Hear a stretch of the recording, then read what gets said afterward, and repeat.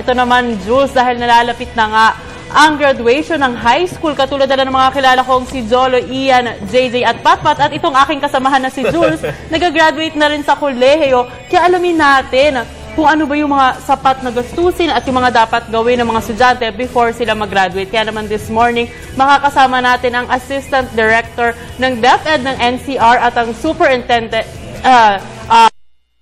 Quezon City Division na si Assistant Director Ponciano Megito. Good morning, sir. Magandang umaga, Jules and Carla. So, sir, meron daw po palang tema itong graduation for 2014. Ano po ito? Oo, dito sa ating graduation rites for 2014, nagpalabas ang ating kalihim ng kagawaran, Brother Armel Luistro, ng mga guidelines. At isa na nga dito yung theme ng ating graduation na hindi natitinag ang pusong Pilipino. Ito ay nagpapahiwatig ng kakayahan ng ating mga kababayan na malampasan ng anumang pagsubok katulad ng dumaan na kalamidad sa atin sa Visayas at sa Mindanao. Alright. And so nakita natin, Carla, na sobrang ganda talaga ng team. At akmang-akma, syempre, sa pinanggagalingan ng ating bansa. Ngayon naman po, sir, yung pinakatanong na, syempre, na buong bayan, lalo na ng mga magulang natin tuwing graduation. Ano-ano po ba yung mga legal na gastusin tuwing graduation? Actually, hindi naman natin may iwasan na magkaroon ng mga gastusin tuwing panahon ng pagtatapos sapagkat may mga bagay na dapat aralan. Subalit mahigpit ang tagubili ng ating kagawaran na walang kontribusyon na manggagaling sa mga magulang. Sa halip ang ating mga punong guro, pwede nilang kunin sa pondo ng kanilang paaralan, yung tinatawag na Maintenance and Other Operating Expenses or MOOE. At meron ding mga local na pamahalaan na nagbibigay ng subsidy o tulong sa ating mga paaralan. Kaya't yun ang tinatagubilin na dapat pagkunan ng mga kagastusan sa tuwing panahon ng pagtatapos. At mahigpit na ipinagbabawal sa lahat ng mga DepEd officials or personnel ng paaralan na maningil ng kontribusyon sa mga magulang. At least nalinaw ngayon, Carlo, na walang pwede singilin mula sa mga magulang. Yung paaralan, walang pwede singilin sa mga magulang. So, pwede nila kunin yun sa MOOE nila. Pero paano po ba nasisiguro ng DepEd na hindi po aabusuhin ng eskwelahan itong paniningil ng mga graduation fees? Dahil marami yan, Jules. Meron yan sa TOGA, yearbook, mga graduation pictures. Yes, opo. Kaya nga, pinaliwanag ng DepEd na kailangan ang extravagant attire o kumbaga yung extraordinary venue na pagdarausan ng graduation. Kung maaari nga, naka-uniforme na lang ang mga bata sa kanilang pagtatapos. Subalit may mga magulang naman na gusto nila na nakatoga yung kanilang mga anak sa pagtatapos. At ito naman ay pinapahintulutan doon pa rin sa kondisyon na walang kontribusyon na sisingilin sa mga magulang. Meron ding provision doon sa guidelines na ang mga PTA o Parent Teacher Association, they may give donation in cash or in kind.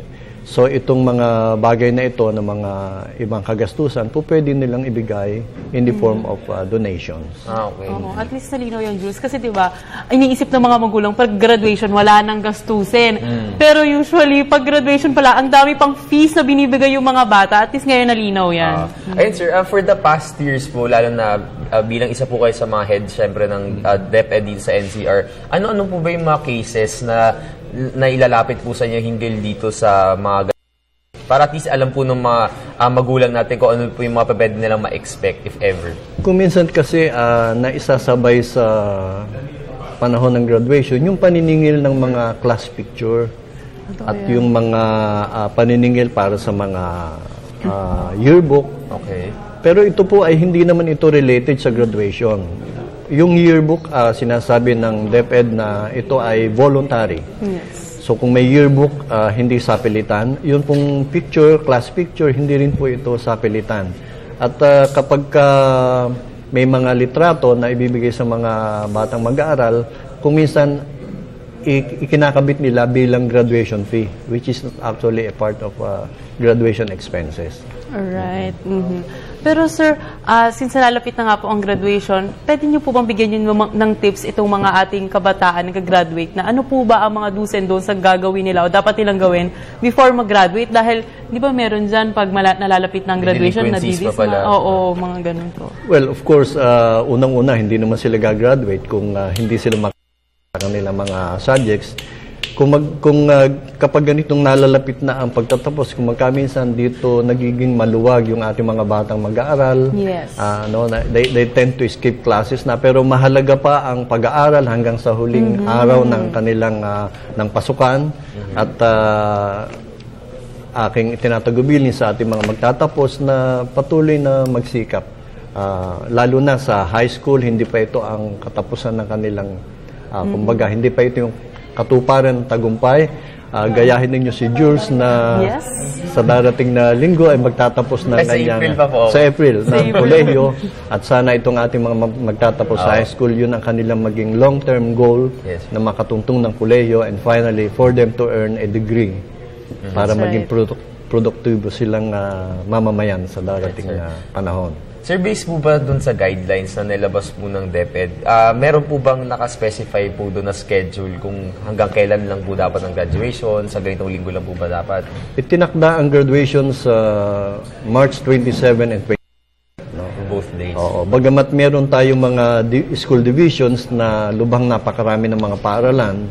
For example, sa Quezon City, meron tayong 142 schools. Kaya aming in-spread ang graduation schedule from Monday to Friday, simula sa 24 hanggang sa 29. Yung mga seremonya, Carla, naalala ko dati yung graduation ko ng high school. Kasama yung baccalaureate, mas umabot ng 10 hours. 10 hours? 10 hours. 10 hours lang. Oh, no. Yun, sir, yung sa daloy mismo ng programa, meron din po ba kayong mungkahi, yung DepEd? Kung magkaminsan, itong mga baccalaureate mass, hindi natin ito sinasabay sa graduation. Kahiwalay ng schedule. Kaya nga, meron tayong mga paaralan na kung magkaminsan, wala namang covered court. Pagdating na ng alas 7, alas 8, medyo mainit na dun sa school grounds.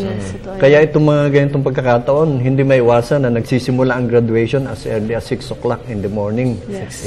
6 a.m. At ganun din sa hapon, tinetsyempo nila malilim na doon sa harapan ng eskwelahan. Doon naman sa mga paaralan na mayroong covered court, then they are free to schedule it anytime in the day. Right. Nako, siyempre, sir, andito na rin ang Assistant Director na si Assistant Director Ponciano. Siyempre, kumustahin na rin natin itong bagong educational system ng bansa, ang K-12. Kamusta na po ba? Kasulukuyan na nating ipinututupad ang Enhanced Basic Education System na isinabatas na sa ilalim ng Republic Act 10533. At sa ngayon, ang pagpapatupad, nagsimula na tayo sa kindergarten, bahagi na siya ng ating basic education system. At sa ngayon, ang binabago natin ay ang curriculum. Bago ang curriculum ngayon sa grade 1 and grade 2, ganun din sa grade 7 at grade 8. And by June, magsisimula naman ang DepEd sa bagong curriculum para sa grade 3 at para din sa grade 9 o yung third year high school natin sa ngayon. Okay. So, sir, naman po, kamusta naman po yung kalagayan ng key players, syempre natin, yung mga teachers natin dito sa major adjustment po natin sa curriculum? Tuloy-tuloy naman ang ating pagsasanay ng mga guro. Sa katunayan, ngayong summer, ang ating mga guro sa grade 3 at grade 9 ay halos walang magiging bakasyon sapagkat sila ay sasanayin ng kanilang mga supervisor, mga punong guro dito sa panibagong curriculum. Kung paano nila ito i-implement sa mga paaralan. Okay, last question na medyo malayo pa rin sa graduation. Ito pong academic calendar, ano po bang masasabi nyo dito? Sa ngayon, ang Department of Education ay wala pang tiyak na hakbang sa pagbabago ng ating opening of classes. Sa kasalukuyan, sinusunod pa rin natin yung pagbubukas ng klase sa unang Lunes ng Hunyo at hindi lalawig hanggang sa buwan ng Agosto. Sapagkat ito ay nasa sa ilalim sa isang batas na RA 7797 na kung saan itinatakda nga pagbubukas ng klase tuwing Hunyo. At katulad ng sinabi ko, wala pang